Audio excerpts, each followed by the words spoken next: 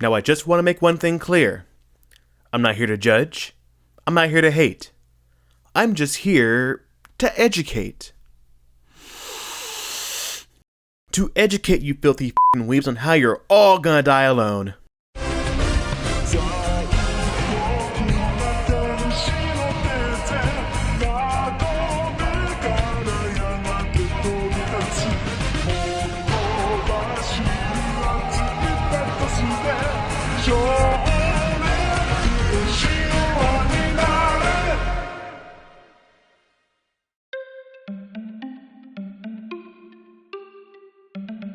Released in 2017 by Team Salvo, Doki Doki Literature Club is a satire of the Japanese romance simulator genre. Certainly not the first of its kind, but it gained a good amount of attention because of online streamers, the tried and true Five Nights at Freddy's model, if you will. You get all your waifu stereotypes, the childhood friend, the tsundere, the quiet nerdy one, and the one that convinces you to install that brand new alarm system that you've been thinking of getting.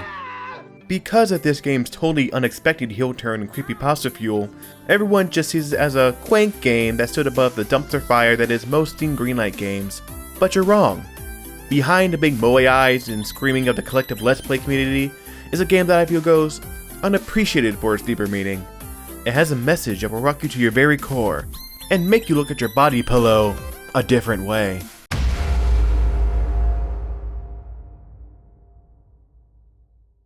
Now for the first 2 hours, DDLC is just your standard dating simulator where you, a Joe Schmo with probably all too familiar haircut, gets invited by your childhood friend to join the school's literature club. Of course, only nerds and Jehovah's Witnesses read, so you're obliged to decline. However, the introduction of the rest of the club quickly grabs your attention. The game's admittedly pretty tepid as you pick one of the girls a romance via word association minigames, but before you find yourself on track to waste more money on con figurines, the tone of the game starts to get darker as Sayori admits her feelings of sadness to you. Of course, it's not unlike a game like this to introduce a sob story for your digital dame, as this gives the appearance of an actual 3-dimensional character. But something about how she describes her mental state is different. Berating herself for showing weakness causing you to show her affection, revealing how she questions whether she should even get out of bed in the morning. Saying she puts on a cute demeanor in order to make those around her happy and not worry about her own feelings of sadness and inadequacy. She's confessing to you not her love, but her anguish. The game reaches its climax when no matter who you decide to romance, Sayori still confesses her feelings of love to you. You could either accept or deny, it doesn't really matter. It all ends the same way. Leaves me no choice. I gently open the door. Oh my god! Play Minecraft! Now after this moment, the game takes a dive into you being a new student who transferred into Silent Hill, and after a few more unfortunate circumstances, it's revealed that Monica, the leader of the club and a girl you couldn't even romance, is behind all this madness. Through dialogue, it's implied that she somehow gained sentience of her digital world and was immediately drawn to you. Not your character, Raw Dog you. She's drawn to you, the player. She messed with the very code of the game to get the girls out of the way so she could sit right here with you, just staring into each other's eyes forever. And this can last forever, unless you go into the game files and delete her Agent Smith ass. But here's the point of the video. Why would you? Here you have a girl who accepts you for the real you, not some character you're playing through. She's right in front of you, proclaiming her love and staring romantically into your eyes. Murder aside, she's quite the heart stealer. It's no secret that the target demographic of these games is rather unique.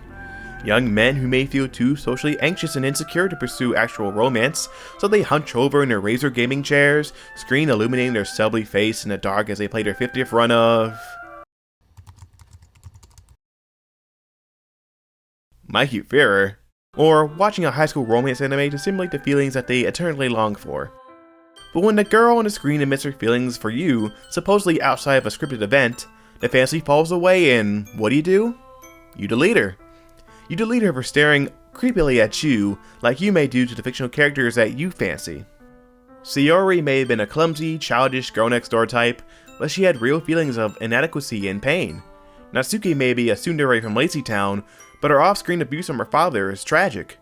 Yuri may be a bookworm and a tall glass of water, but her habit of self-harm is terrifying in more than a horror game sort of way. But they are discarded for not following the script. for not fitting the mold. These girls are not two-dimensional pinup dolls for you to ogle at. They're girls with real problems.